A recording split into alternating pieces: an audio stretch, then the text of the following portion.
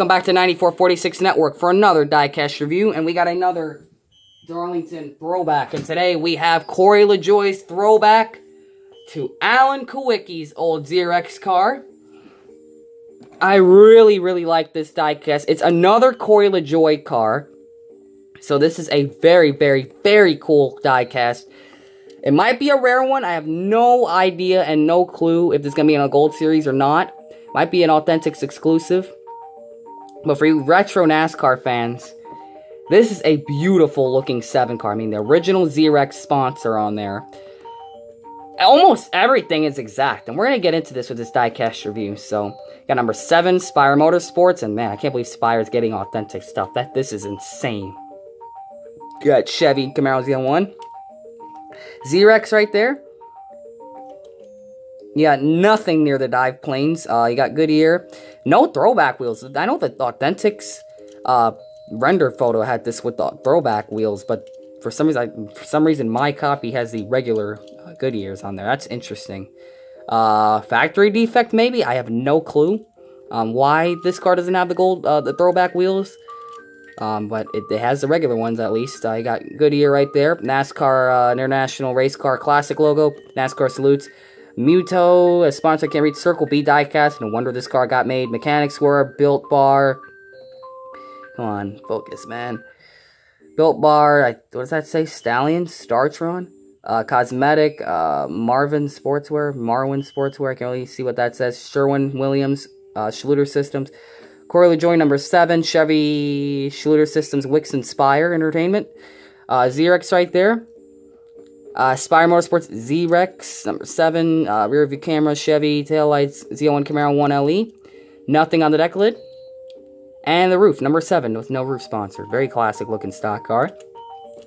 It's spray painted white, and the finish to this thing kind of feels really old school, because it has like matte feeling, like, you know those old like style diecasts, or like the decals kind of feel like they're like matte-ish, sort of, if you guys know what I'm saying, if you collect the old NASCAR diecasts like me. Kind of has like retro feeling diecast. It's definitely an interesting type of texture they use for the diecast. Some type of retro stuff. It's got like a white, I don't know to say if it's gloss or not. It kind of feels like oh, no wonder it's a semi-gloss. So this thing is really retro. You got a retro semi-gloss. Corey Lajoie, very retro font right there. So it's like a white semi-gloss. And the decals are also semi. You can definitely tell how the paint is very semi-gloss all across this car. As you can tell, the paint texture, you can kind of see like the texture of the paint. As you can tell, very much tell. Paint scheme, you're going to start off with the black splitter and the black spoiler. It has the little red stripe in the front, just like it had on the old Thunderbird. Pretty much the only thing that kind of drags down this throwback is that it's not a Ford. Back then it was a Ford. But you know what? Not too big of a deal. The Chevy makes it kind of look like the old Thunderbird anyway, so because of the boxy, they're not boxy, it's like boxy, pointy shapes, like a mix of the two. You could definitely tell the shape of the front end and all that. Orange, then it fades into the yellow. It's pretty much a stripe that goes all across the car and fills out the entire quarter panel. And the colors of it are just like the logo on the hood. You have the fading colors to it. So you can have the orange fading into the, like a sunset. It's like orange, reddish orange, and then it changes to orange, and then fades into yellow. The gradient, they're starting to get their stuff together. I like that. And then it kind of cuts off like with a fade right there. And then it just fades into the lightish blue. And then it changes from that. Then it changes to navy, a sky blue. And then it slowly changes to a dark blue. And all the back is that pretty much that dark blue color. Same with this side. You could definitely tell the fade. I'm not sure if it's my eyes, but the fade looks a little more brighter on the right side with both of the colors. I don't know if it's just me, my eyes. These diecasts play with me sometimes with the colors. Nothing on the deck lid, which kind of looks weird. I don't know if that original car had anything on the deck lid right there. But this throwback does not have anything on the deck lid. Pretty much the sides of this car are inspired by like the shape of the logo. Which I do like that, because he has like 2 little stripe colors and it just kind of wraps around the number 7. Which has a burnt reddish orange outline with the black number fill in with the iconic number 7 styling to it. Got a little bit of a weird stain on the roof. Not sure what that is. You definitely have some type of stain or some type of little mishap with the paint right there. I'm not really sure what that is, but it's on the car now. So you get the 7 right there with that beautiful font. Kind of an iconic NASCAR number font. Had Alan Kulwicki lived and continued racing, that 7 would have been really, really iconic for Kulwicki Motorsports.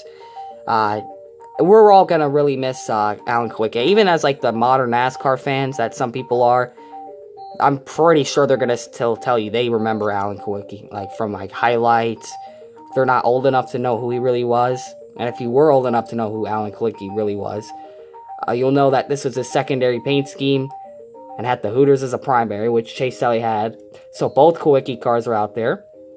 But I believe between the Elliott and this Corey Lajoie car, the one with the best Kulwicki throwback was absolutely Corey Lajoie, because everything was proper. The amount of contingencies was just about right.